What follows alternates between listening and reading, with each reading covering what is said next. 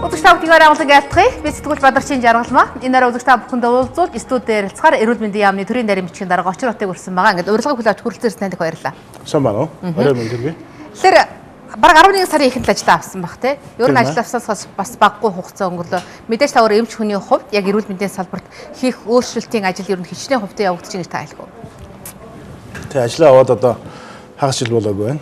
Тэгээд салбартаар хийх ажлууд маш их байгаа. Мэдээж шинэ ажил авсан, шинэ өдөрлгүүд томогдсон, шинэ сайд томилогдсон. За өнгөрсөн хугацаанд бол одоо салбар маань бас нэлээдгүй хэцүү байдалд байсан. Та бүхэн бас мэдж байгаа. 4 жилийн хугацаанд одоо докторгүй байсан. За 4 жилийн хугацаанд бүтэн жил шахуу одоо салбар маань одоо эзэнгүй, сайдгүй, төрийн нарийнгүй байсан ч үе байлаа. За 1 жилийн хугацаанд бас 4 сайд, 4 төрийн нарийн солигдчихсэн ч бас юм түүх байсан байна. Өнгөрсөн 4 жилийн хугацаанд. Тэгэд энэ бүх ажлын хажуугаар ийм докторгүй байдал чинь бол одоо салбарыг одоо солидуулдаг юм байна тийм учраас нэлээдгүй олон бичиг цаас баримтын за хөрөнгө оруулалтын чиглэлийн, гадна дотны харилцааны чиглэлийн, дотоод ажлын чиглэлийн зэгцлэх ажлууд их байлаа. Тий. Одоо бол нэг яам бүтцээ хийчихсэн. Салбартаа бол шинэ ажлын, шинэ багийн ажлын гарааны эхлэл үе бол одоо нэлээ эрчимтэй явж байна гэж хэлж болохоор байна. Ер нь засаг засгийн үеийн одоо яамдууд сайд нар маань өөрөө өөрсдөө ч өгдөг юм ажлын зорилт тавьсан байдаг шүү дээ тийм ээ. За нэг л одоо сайн мэдж байгаагаар нь гүндлэг ярих юм бол нөө инээмсэглэлийн бэлгэвчгээд ингээл үг хэллэгтэй ч байх шиг за тэгээд үйлчлэгээ сайжруулснараа бид нар үр дүнг авчирнаач гэдэг юм уу. Яг энэ одоо цог засаг сайдын хувьд та багтнаа орж ажиллаж байгаа хүний хувьд яг эрүүл мэндийн салбарт нэн тэргүүний одоо хийх зорилго гэх юм бол та. Ер нь бол энэ жилийг мэдээ 4 жилийн зорилт байгаа. 4 жилийн мөрийн хөтөлбөр байгаа. Энэ хугацаанд бол бид түрүүн хэлсэн эрүүл мэндийн салбарын шинжилгээ хөтөлбөрүүдийг хэрэгжүүлэх ёстой.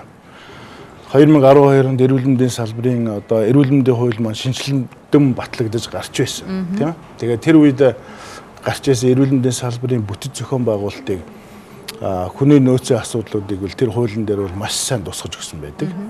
Харамсалтай нь түрүүн хэлсэн олон шалтгаануудаар энэ хугацаануудад одоо бас энэ шинжилтийн ажил эрүүл мэндийн салбар дахь хүний нөөцийн болон санхүүгийн ажлууд бол их дутагдaltaй байсан байна.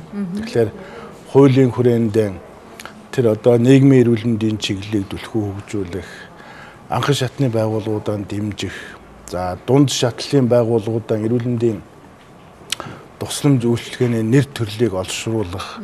Тэр нэгдсэн эмнэлгийн хэмжээнд өөрөөр хэлбэл дүүргийн эмнэлэг тийм ээ, аймгийн эмнэлэг энэ түвшиндээ одоо нэгдсэн эмнэлгийн түвшиндээ 11-ээс доошгүйгээр нарийн мэргэжлийн эрүүл мэндийн тусламж үйлчилгээ заавал үзүүлж байх гэсэн энэ том зорилтуудыг тавигдсан. Энэ хүрээндээ бид одоо чинь иргэд маань 2 дахь шатал, анхан шатал, 2 дахь шатал гэлгүүгээр 3 дахь шатал руугаа их явдаг болсон тийм үү? 3 дугаар эмнэлэг, 2 дугаар эмнэлэг тэр төвүүд рүү их явж үзэхсэн болох сонирхолтой болсон. Бүтцэн өөрөө тийм. Тэгэхээр бол бид одоо анхан шатан дээр тэр өрхийн эмнэлэг, эрүүл мэндийн төв дээр нь тэр дүүргийн эмнэлэг дээр нь 11-ээс доошгүй эрүүл мэндийн тусламж үйлчилгээ үзүүлэх. Анхан шатны, дунд шатны энэ одоо эрүүл мэндийн байгууллагууд ачааллыг нэмэгдүүлэх, хүнд судалж хэрэглэгүйгээр тэр ачааллыг одоо тэнцвэржүүлэх том ажлын зорилтуудыг тавьж байгаа.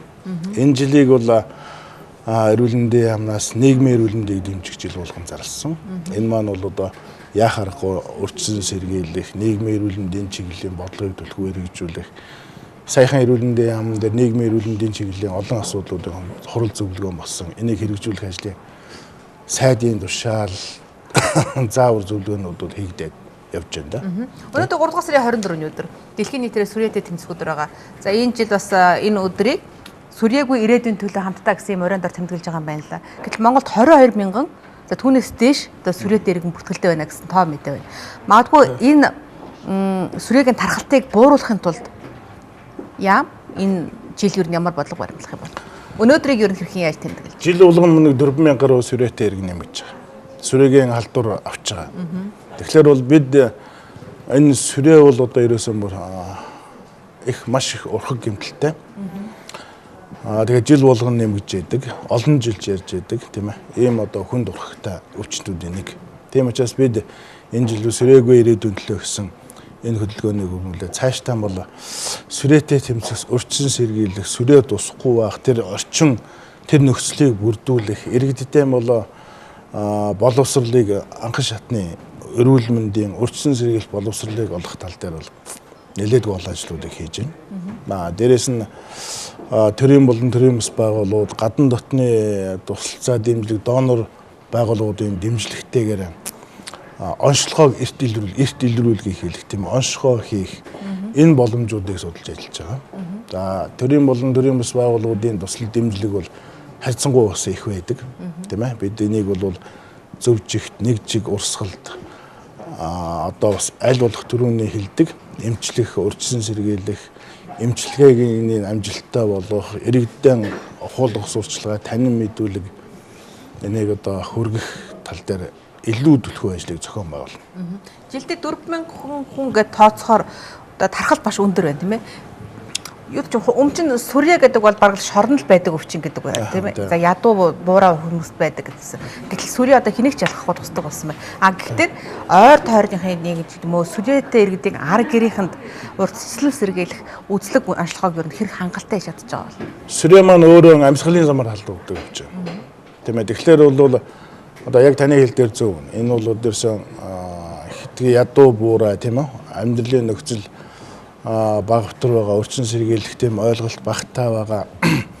Бие эсэргүүцэл суларсан энэ усуд бол илүү төлхөө тусч байна тийм ээ. Өнөөдрийн байдлаар бол ялангуяа оюутан залуучууд за хүнд хүчний хөдөлмөр хийдэг энэ салбар чиглэлүүдээр бол одоо өвчлөлийн давтамжууд өвчлөл их байгаа. Тийм учраас бид энэ салбар чиглэлийнхаа олон асуудлуудаар яг энэ салбар чиглэлээр нь анхаарч байгаа. Жишээд те. За дээрээс нь тэгээд нөгөө эхчүүд тийм ээ өндөр настангууд 0-5 настай хөхүүл эхчүүд энэ тал дээр бол эмзэг үлгийн анхаарал чиглүүлэх асуудал дэлхүү бас ажиллаж байна. Эрт дэлгэрүүлэгч дүүрэг эрүүл мэндийн төв дээр сүрьегийн диспансерууд бас ажилладаг байсан шүү дээ. Одоо энэ ажил ер нь хэрхэн ажиглаж байгаа вэ? Одоо бол бүх дүүргүүдээр илрүүлэг явж байна тийм ээ. Аймаг орнуудад эрт илрүүлэг явж байна. За төсөл хөтөлбөрийн халдвар төвчин судлалын төв дээрээс бас илрүүлэг онцлогоо урьдчилан сэргийлэх ажлууд бас хийж байна. Хөтөлбөр хийгдэж байна. Эрүүл мэндийн яамнаас бас тодорхой бодлого арга хэмжээнүүдийг авч байна. За төрөний яасан төрийн болон төрийн бас байгууллагуудын үйл ажиллагаач дэмжиж байна. Та төрийн болон төрийн бас байгууллагууд бас их онцолж байна л да. Зүгээр медийн мэдхийн глобал сангийн дох сүрээгийн төсөл гэж байгаа тийм ээ. За өнөөдөр яг төслийн хүрээнд юу гэдэг чим яг энэ чиглэлээр бас тодорхой хэмжээнд санхүүжилт байдаг боловч яг яам энэ чиглэлд юу хичнээн одоо санхүүжилтийг хийдэг юм бол. Хэрвээ энэ төсөл дуусчвал яах вэ? Тийм асуултыг хүмүүс их тавьдаг л да. Ер нь бол мэдээс салбарын яам бол хөрөнгө оруулалт чиглэлийн олон асуудлуудыг шийдэж байгаа. Хөрөнгө мөнгөний тоо хэмжээ байлгүй байх. Сүүлийн үед тэр доох сүрье бэлгийн замын халдвар төвчний чиглэлийн глобал сангийн дэмжлэг бол маш их байгаа. Энийг биднээс ус үгүйсэхгүй. Олон салбар чиглэлээр урьдчилан сэргийлэх, сурчлагаа хийх, төрийн болон төрийн бас байгууллагуудын дэмжих чиглэлээр бол санхүүжилтийг өгдөг. Бид энийг бол эрүүл мэндийн яам дээрсэн зохион байгуулж тийм ээ. Аль болох олон чиглэлээр хийж хэрэгжүүлж байгаа. Төрийн бас орж чадаагүй, хийж чадаагүй зарим нэг санхүүжилтийн ажлыг гадна дотны төрийн бас байгууллагууд авч явж хэрэгжүүлж байгаа. Энийг хэрэг төсөл дуусах юм уу, гадны энэ санхүүжилт зогсохоор бол одоо яг энэ зайг яаж нөхөх вэ гэдэг асуудлууд бас яригддаг. Тэгэхээр бол бид энийг хийх, нөхөх тийм ээ. Одоо халдвар төвчин судлалын төв бусад одоо энэ сүрээтэй тэмцэх байгууллагууд энэ салбар чиглэлийнхаа хүрээнд бол энэ төлөвлөгдсөн ажлууд байдаг. Тэгэхээр сая хэдхэн хоногийн өмнө бас мэдээ орж ирсэн л да. Сэлэнг аймаг бас сүрьегийн өвчлөл маш өндөрт байдаг юм байна. Яагаад гэвэл тэнд хорих анги байдаг юм байна.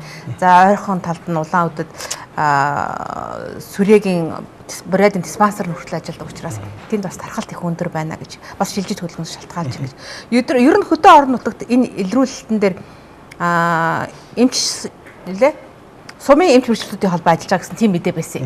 Тэгэхээр энэ мэт одоо ажлуудыг одоо өргөн хүрээнд авч хэрэгжүүлэхийн тулд яах ёстой юм бол?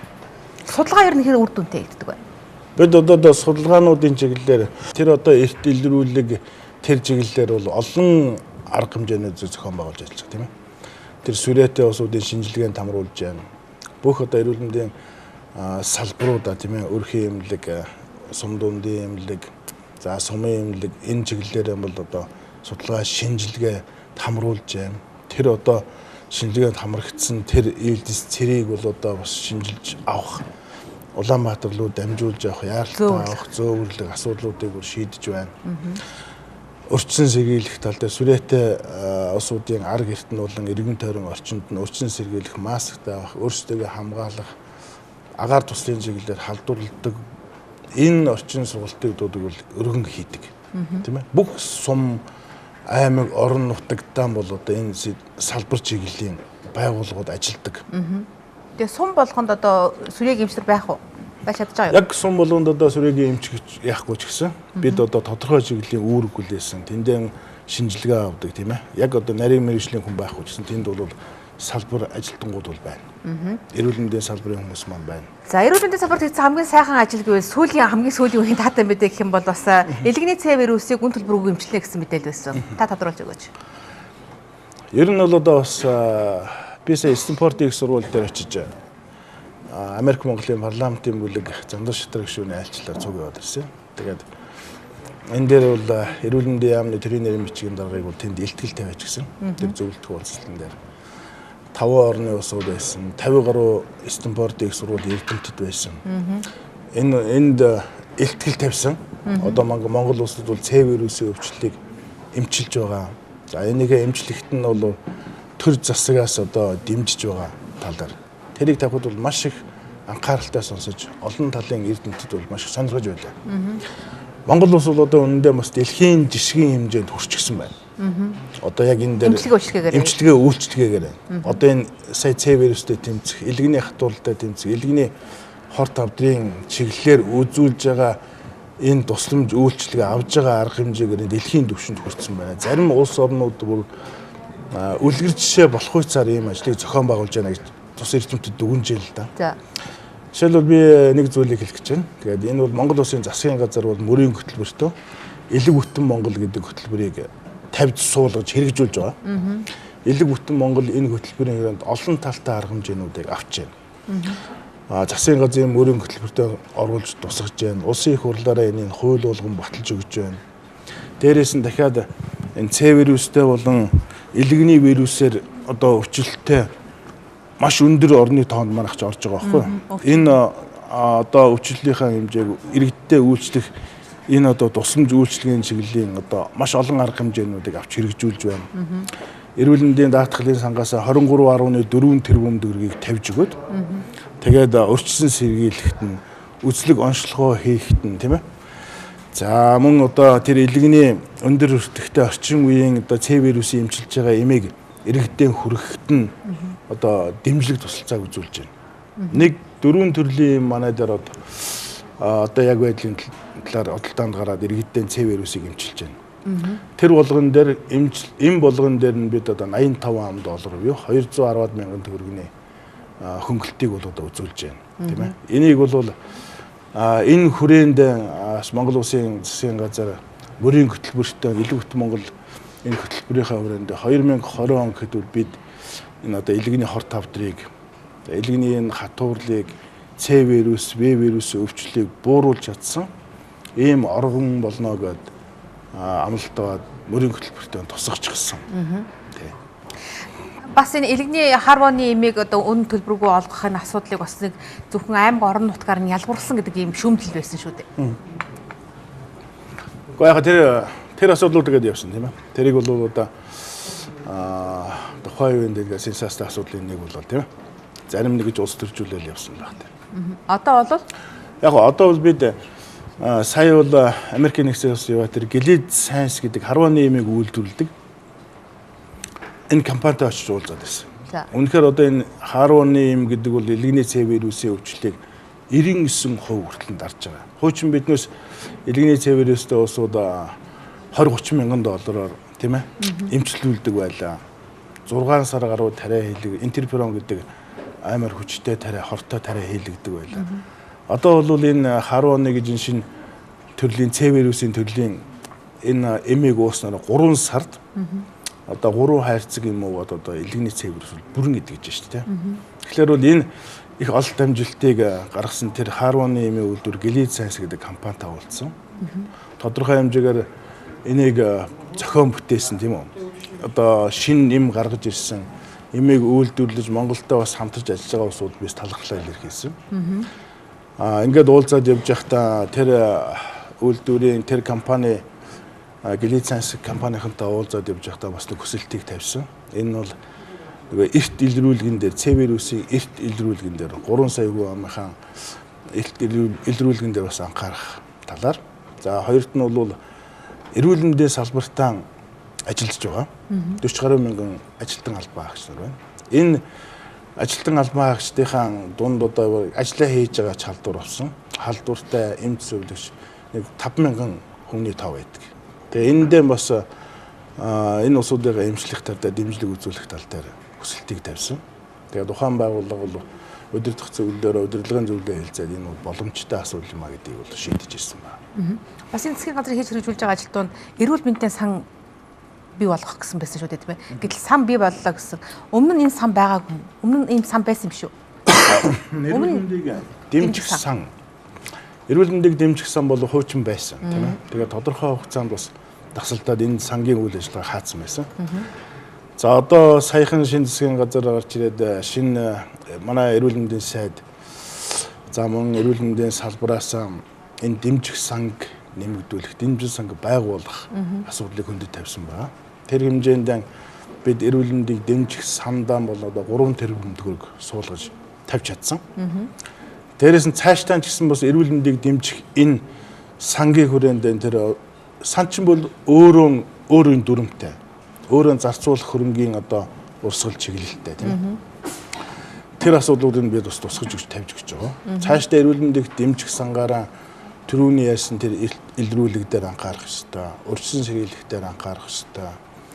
Тэгэл одоо эрүүл мэндийн салбарынхаа бүхэл одоо асуудал дээр энэ сан маань одоо явж идэг тий. Сайс томоогийн даргаалтын үеэр бас тэгээс 5 настай хүүхдүүдийн одоо эмийг үн төлбөрөөр олгох бас тодорхой одоо хөтөлбөр хэрэгжээд бас тодорхой хэмжээнд үр дүнгээ өглөө гэж байгаа шүү дээ тийм ээ. Энэ хөрөнгө санхүүжилт юу н ханаас гарав? Засгийн газрын ерөнхий нөөц хөрөнгөнөөс гарсан тийм ээ. Ер нь бол одоо саяхан хүртэл одоо засгийн газрын хуралдаанаар бол нэлээд олон асуудлуудыг шийдвэрлэв шүү дээ. Одоо эрүүл мэндийн даатгалын сангаас одоо хөнгөлөлт үзүүлж байна. За гемоделизийн одоо 130-аад мянган иргэдийг төр хувийн хвшлийн түншлэлийн хэмжээнд энэ иргэдийнхээ одоо үйлчлэгээний зарлыг бол төрөөс даадаг болж байна. За дахиад бол саяхан басан гасан нэг шийдвэр бол эрхтэн солиулж байгаа тийм ээ. Энэ чинь том баг гэлтгүүгээр эрхтэн солиулж байгаа энэ зардлыг бол төрөөс даах бас боломжийг бүрдүүлж энэ тал дээр бол Монгол Улсын сайд ерөнхий сайд дээр анхаарал тавьж энийг одоо дэмжихээр боллоо. За элэгний C вирусын одоо эрт илрүүлэг онцлогоог бол одоо Монгол Улсын хэмжээнд нийгмийн даатгалаа төлж байгаа.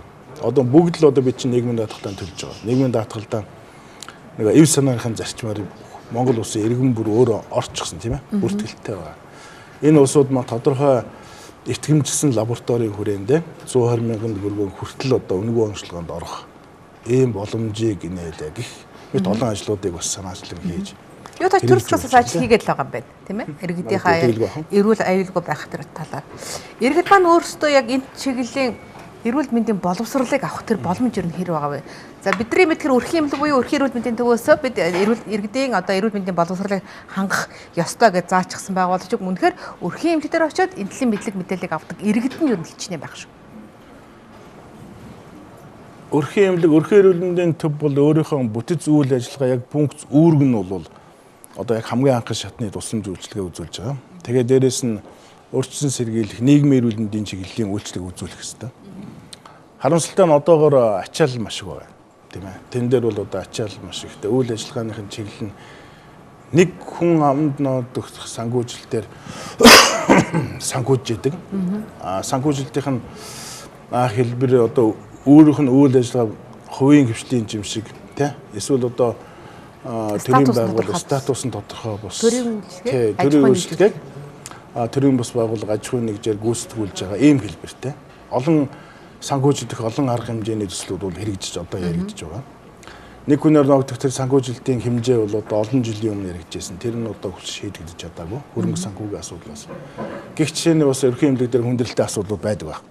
Тэгэхдээ бид дээрэс нь эрүүл мэндийн даатгал, нийгмийн даатгалын чиглэлээр бас тэр ерөнхий эмнэлэг дээр байгаа тусам эмчилгээ үзүүлж байгаа усудаа даатгалаа санхүүжүүлэх бололцоонууд бас нээжсэн байгаа. Тэр хэмжээгээр ерөнхий эмнэлгийн санхүүжилт бол нэмэгдэж тэр үйл ажиллагааныхын чиглэл одоо өргөжнө гэсэн үг.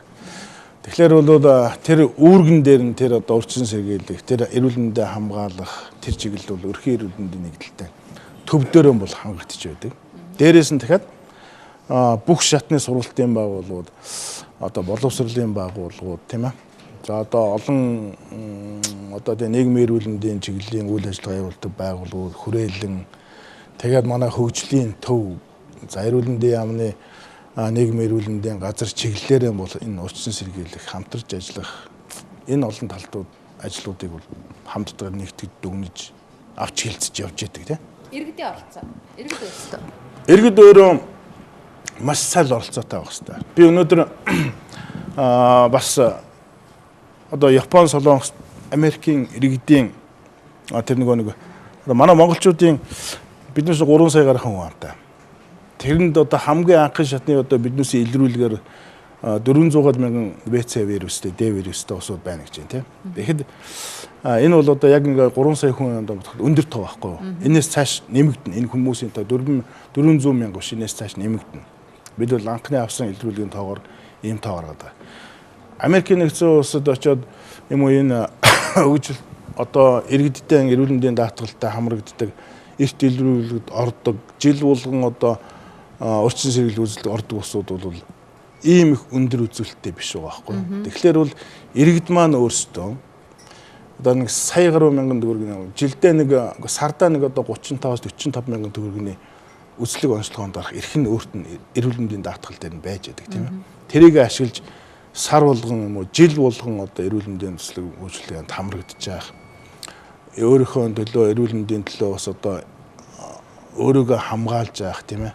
Ийм юм л их дутагдaltaй байна уу гэж хараад байгаа юм л та. Өвдсөн хойно юм уу эсвэл одоо хүндэрсэн хойно л эрүүл мэндийн салбартаа ханддаг тийм. Тэрнээс илүүтэйгээр иргэдийн маань эрүүл мэндийн салбарын өнгө өөрийнх нь одоо боловсрал өндөр байж ээж. Өвчнөөс урьдчилан сэргийлж ээж. Өөрийгөө хамгаалж ээж тийм ээ. Бид чинь бас энэ эрүүл мэндийн салбар дээр ирж байгаа ачааллыг бууруулж чадна шүү дээ. Цаас хэлээ шүү дээ. Эрүүл мэндийн талаас одоо 40-45 мянгаар үн төлбөргүйгээр үзлэг хамрагч боломж байна. Магадгүй иргэд маань нөөд мэдлэггүйгээсээ болоод тэр дээр зүйлүүдийг ашиглаж чаддаг юм шиг байгаа. Тийм мэдлэг мэдээлэл их муутай байна тийм. Одоо жилдээ бол нэг сая гаруй төгрөгийн эрүүл мэндийн даатгалаа үзлэг эмчилгээг бол тийм үнгүүгээр хийлгэж болж байна. Сардаа бол тэр үеэс 45 мянган төгрөгийн эрүүл мэндийн даатгалаар онцлогоо бол хийлгэждэг тийм ээ. Энэ боломж нь байгаад байгаа. За баярлалаа их үзэгчдээ. Өнөөдөр Иван Зочин эрүүл мэндийн яамны төрийн нарийн бичгийн дарга очир бат байла. За өнөөдөр сүрээтэй тэмцэх дэлхийн өдөр. За альва өвчин за эргэн тэнээс хийхин шалтгаалдаг зөвхөн эрүүл мэндийн салбарын асуудал биш. Эргэн та өвчлөхгүй байх, эрүүл мэндийн мэдлэг боловсралтай байх. Хэрвээ өвчсөн бол ямар өвчгийг хэрхэн яаж авах вэ гэдэг бас мэдээлэл би ер нь хэр мэдээлэлтэй вүлээ гэж таныг бодоод үзээрэй гэж хэлэх байна. Ингээд урилгын бүл авч хүрэлцсэн танд их баярлалаа. Бас олон боломжууд бидэнд бий болж байгаа юм байна шүү гэдэг мэдээллийг бас бидний ярилцлагаас авсан байх гэж бодож байна. Анхаарч үзсэн үзэгч та бүхэнд баярлалаа. За.